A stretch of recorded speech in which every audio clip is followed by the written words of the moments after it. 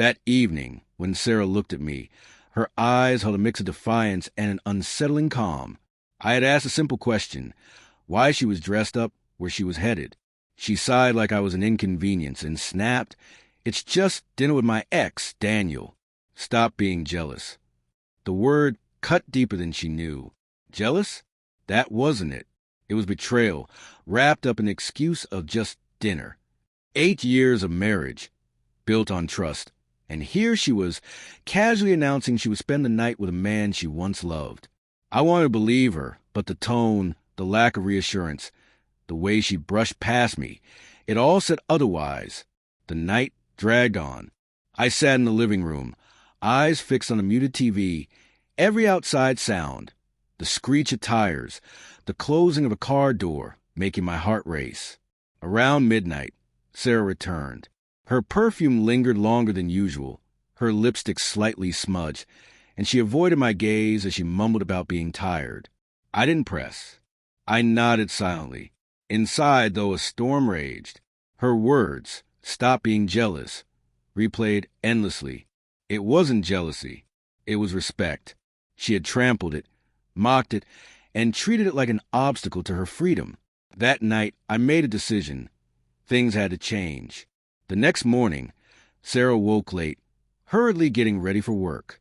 She grabbed her handbag, kissed me on the cheek without warmth, and rushed to the front door.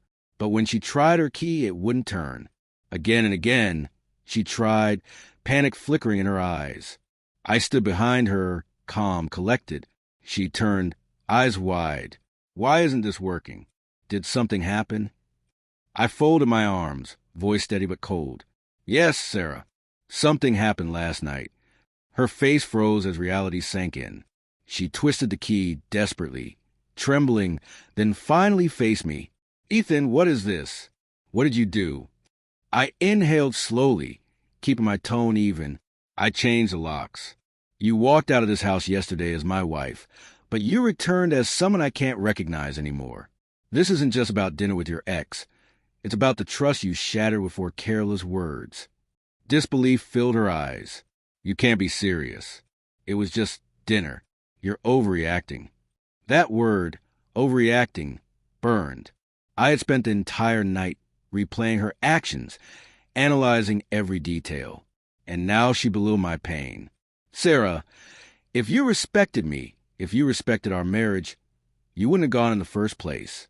Any loyal spouse would know better than to casually dine with their ex while their partner sits at home questioning their worth." For a long moment, silence stretched between us. Her lips trembled, but no words came.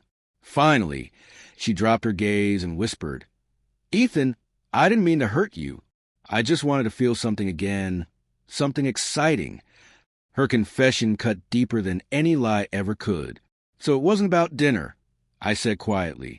"It was about chasing the thrill of something forbidden, leaving me with doubt and humiliation." "You wanted excitement," I continued. "Here it is. The thrill of not knowing where you stand, the realization that the man who carried this marriage is done being your safety net." Tears streamed down her cheeks. She reached for my arm, but I stepped back. Her anger shifted to desperation. "Please, Ethan, don't do this. I made a mistake. I still love you." I met her eyes, seeing only a woman who gambled with my trust, and lost. Her words hung in the air, fragile, empty, like glass about to shatter. "I still love you," she repeated, but it sounded like a plea, not truth.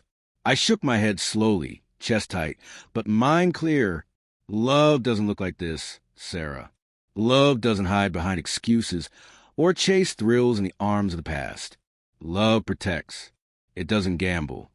She crumpled to her knees, clutching her handbag as if it could anchor her. I watched silently. The woman I had built a life with now broken at my doorstep. The same doorstep where she once stood radiant in her wedding dress, promising loyalty. The cruel irony wasn't lost on me. I turned toward the kitchen as her sobs echoed through the hallway. Part of me wanted to comfort her, to pull her close and erase the night before. But a stronger, wiser part knew that forgiving her so easily would invite more betrayal. She needed to face the weight of her choices. "Where am I supposed to go?" she whispered through tears. I paused, my back still to her. Maybe to the same place you went last night. I'm sure Daniel will open his door for you. Her sob sharpened. It wasn't like that. Please, Ethan, don't throw us away.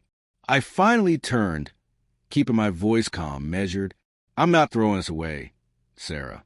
You did. When you dismissed me as jealous, when you called me overreacting, when you chose someone else over the man who stood by you all these years. That was your choice.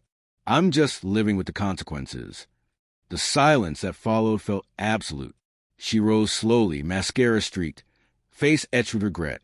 For the first time, she looked small, not because I made her so, but because her lies had stripped away the dignity she once carried. As she walked down the driveway, clutching her handbag like it was everything she had left, I felt no triumph. I felt something sharper, cleaner, a quiet, unwavering clarity that this was the only way forward.